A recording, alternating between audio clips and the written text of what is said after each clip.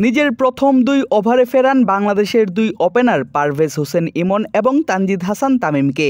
তৃতীয় ওভারে সাজঘরে পাঠিয়েছেন জাকের আলী অনিক এবং তানজিম হাসান সাকিবকেও। আর চতুর্থ ওভারে শরীফুল ইসলামকে আউট করলে নিশ্চিত হয় পাকিস্তানের জয়। নিশ্চিত হয় আন্তর্জাতিক টি-20তে তার প্রথম ফাইফারও। আর ফাইফার তুলেই লুটিয়ে পড়েন মাটিতে। সৃষ্টিকর্তার প্রতি জানান কৃতজ্ঞতা।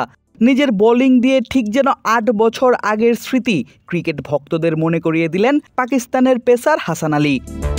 এখন যে কোনো ব্র্যান্ডের পুরাতন এসি বদলে নতুন ওয়ালটন এসিতে উপভোগ করুন 25% ছাড়। জুন 2017 ওভালে মুখোমুখি 2 চিরপ্রতিদ্বন্দ্বী দেশ ভারত এবং পাকিস্তান। এমনিতেই 2 দেশের খেলা মানেই বাড়তি উত্তেজনা, গ্যালারি জমজমাট। তবে সেই ম্যাচে চাপটা ছিল অন্য যে কোনো দিনের চাইতেই বেশি। কেননা মিনি বিশ্বকাপ খ্যাত আইসিসি চ্যাম্পিয়ন্স ট্রফির ফাইনাল বলে কথা। ফাইনাল জিততে ভারতের প্রয়োজন তখন 50 ওভারে 339 রান। সেই ম্যাচ পাকিস্তান জিতে 180 রানের বড় ব্যবধানে। ফাইনালে পাকিস্তানের হয়ে সর্বোচ্চ 3 উইকেট নিয়েছিলেন হাসান আলী। মহেন্দ্র সিং ধোনি আর রবিচন্দ্রন অশ্বিনের পর বুমরার উইকেট নিয়ে ইতি টেনেছিলেন ভারতের ইনিংসের। নিশ্চিত করেছিলেন পাকিস্তানের শিরোপা। সেই বছরটা পুরোপুরি স্বপ্নের মতো কেটেছিল পাকিস্তানি এই পেসারের। চ্যাম্পিয়ন্স ট্রফির 5 ইনিংসে 13 উইকেট নিয়ে হয়েছিলেন টুর্নামেন্টের সেরা খেলোয়াড়। 2017 ক্যালেন্ডার ইয়ারে মাত্র 18 ওয়ানডে খেলে শিকার করেছিলেন 45 উইকেট। ছিলেন 3 ফরম্যাটেই দেশের জন্য অপরিহার্য একজন বোলার।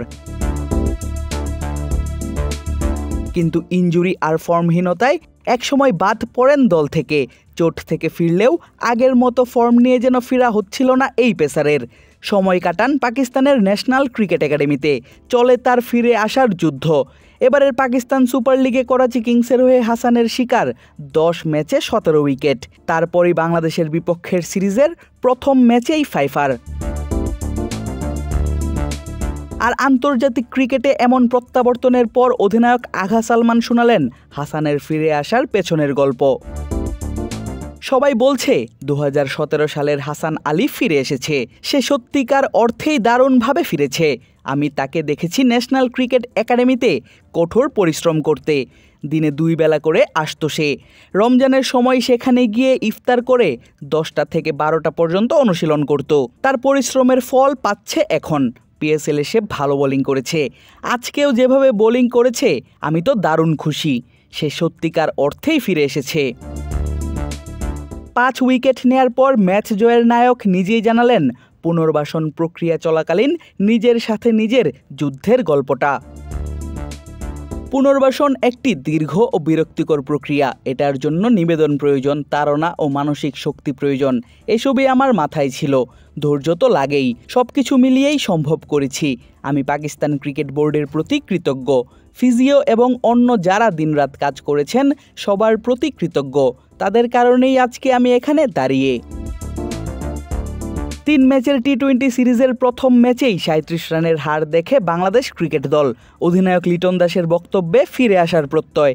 তবে ফিরতে হলে সামনের 2 ম্যাচেও মুখোমুখি হতে হবে নতুনভাবে নিজেকে তৈরি করা হাসান আলীর সামনে।